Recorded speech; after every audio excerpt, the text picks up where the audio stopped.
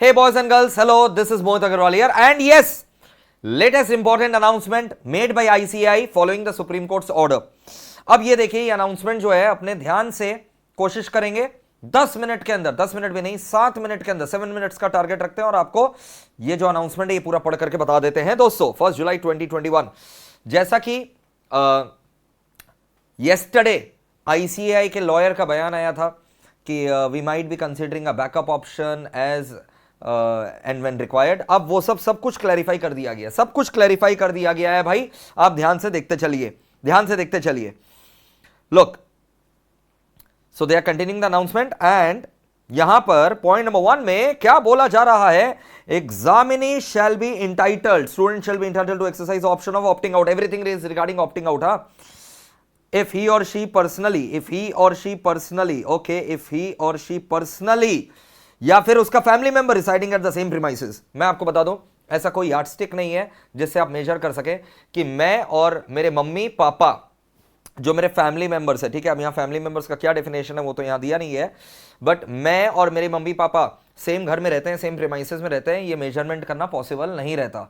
तो ऑब्वियस सा बात है, हाँ, अगर आप लिखेंगे कि दूर के दादाजी हैं, दूर के दादी माँ हैं, उनको हो गया था कोविड, जो आपके साथ नहीं रहते हैं, तब अलग बात है। अदर देन दैट चिल रहो भाई। आपको साबित नहीं करना पड़ेगा कि मैं अपने मम्मी पापा भाई बहन के साथ रहता हूं, ये आपके साबित नहीं करने का दरकार है। It is implied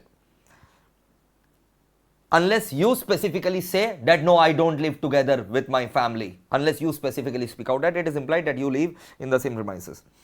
Has suffered COVID-19 in the recent past. Recent past मतलब कब से? 15 अप्रैल 2021, 15th of April 2021, on or after 15th April 2021, and the fact is so certified.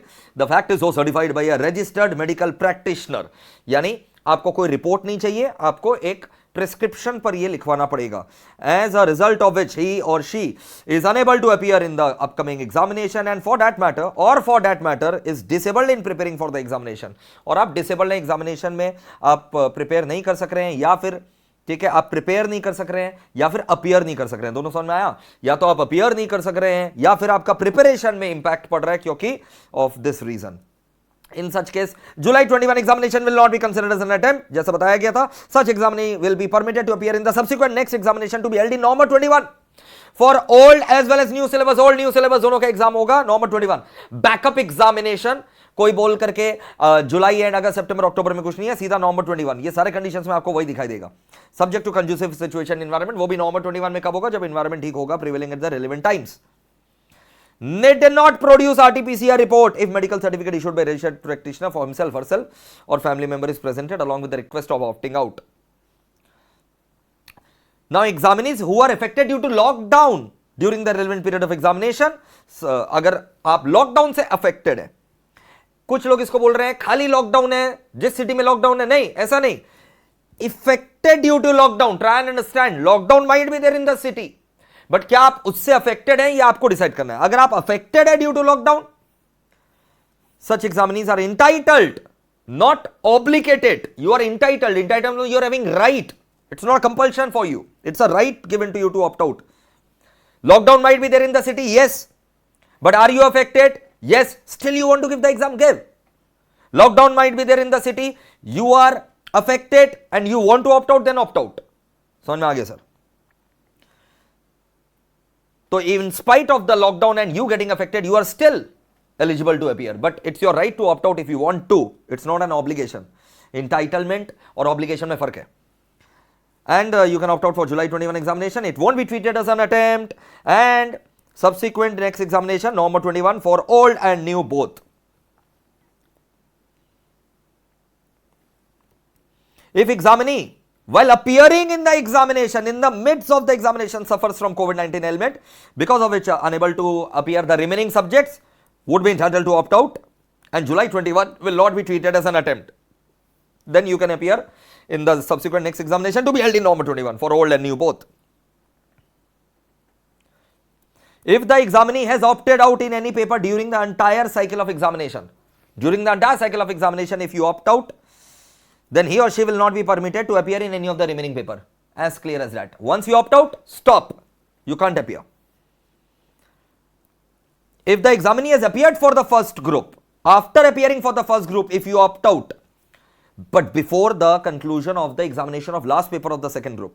second group का last paper के पहले, फर्स्ट ग्रुप के बाद, first group पूरा appear कर दिया, सेकंड ग्रुप का लास्ट पेपर देने के पहले आपने ऑप्ट आउट किया, फर्स्ट ग्रुप का रिजल्ट आपका डिक्लेयर होगा और ऑप्ट आउट खाली सेकंड ग्रुप के लिए होगा. Fair enough.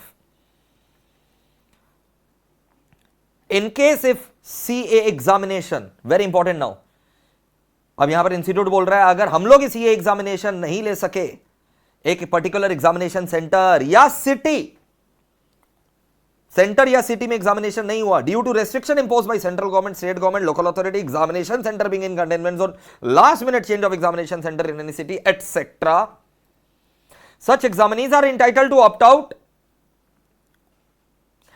and July 21 examination will not be treated as an attempt.